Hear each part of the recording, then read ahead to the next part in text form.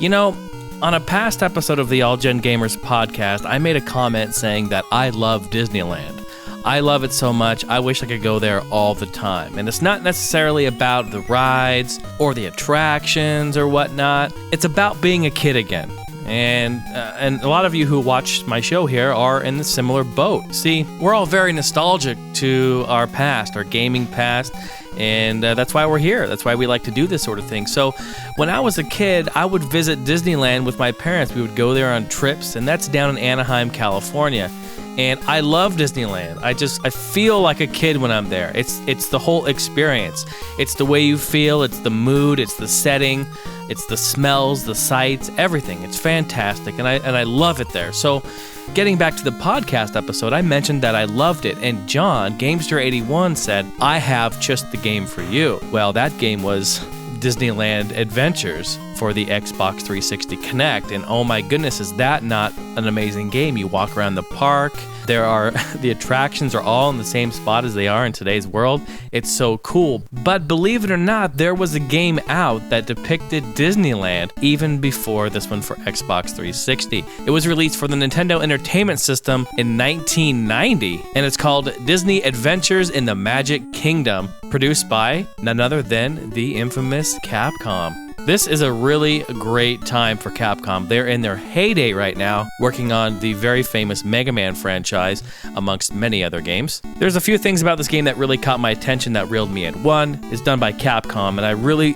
was enjoying what Capcom was doing, especially in this era. And two, it's revolved around Disneyland. Of course, I already said that I'm in love with Disneyland, so I had to try it out. So the story goes, I guess there's these hidden keys around the whole park because dumb old Goofy misplaced them. So what we have to do is the nameless boy, and that's you, the character, has to go around and ride the rides in Disneyland. And if you ride the rides and you complete them, then you'll get the keys. You see, I guess these keys unlock, the trap doors where they're hiding all the parade people, because without the keys, the parade can't go on, something or other. I don't know, it's Disneyland, they probably lock all their employees up, and you need a silver key to get them out and all that sort of thing. You got to have some sort of plot. I don't really care what the plot is. Either way, you still get to walk around the park, and you still get to ride the rides and play them, even in 8-bit. It is all so glorious. You can also walk around the park and talk to all these different, people that are around there. And basically, if you talk to them, they're going to ask you a little bit of trivia about some either going to be random trivia, either about the park itself and Disneyland,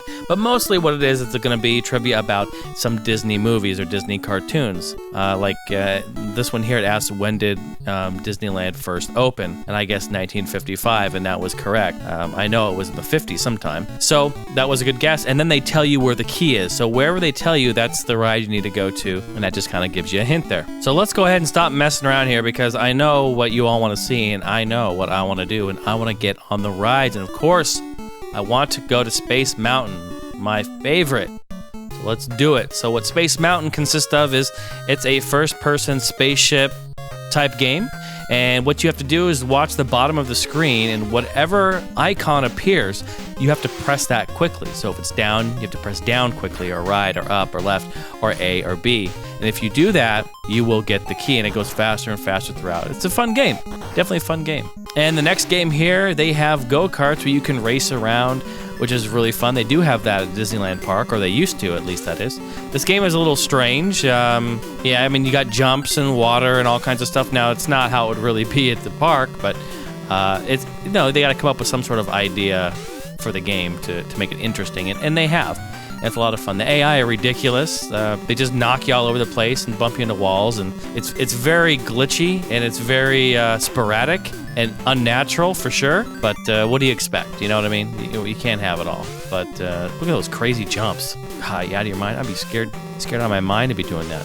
Still, really fun game there, top-down racing. And then moving on to the old, Southwest, the Big Thunder Mountain Railroad. That is what this is modeled after. And what you have to do here is you have to try to get to the finish and find the key, but what you have to do is press A to go fast and B to slow down, and you have to try to not hit the obstacles. There are rocks and boulders that fly across. There are gates that open and close on you, so you have to be really cautious with that, and you can go down dead ends. Wow, what kind of roller coaster ride would that be? You pick one direction and it's a dead end, and off the tracks you go, man.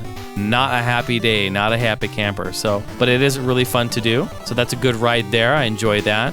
And then moving on to the Haunted Mansion, everyone's favorite. And this is where the game actually gets a bit interesting, because what this is, it's actually a side-scroller, a side-scrolling platformer, which is really neat. And you know what? It's actually not bad, not too bad.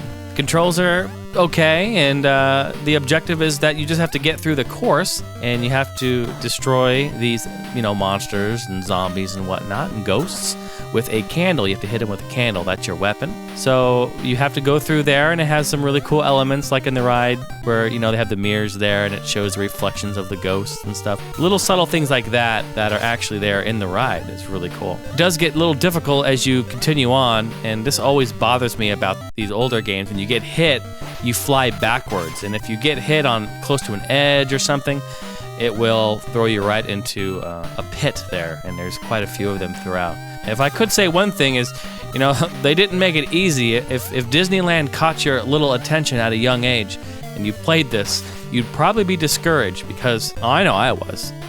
The game's hard as hell, and especially these platforming stages, man, they really are. There's no mercy. These books are coming at you. I'm telling you, if you jump, you have to jump and stay on your chair, and the chair is like glue, like you can't walk around on it. It just keeps you in one spot.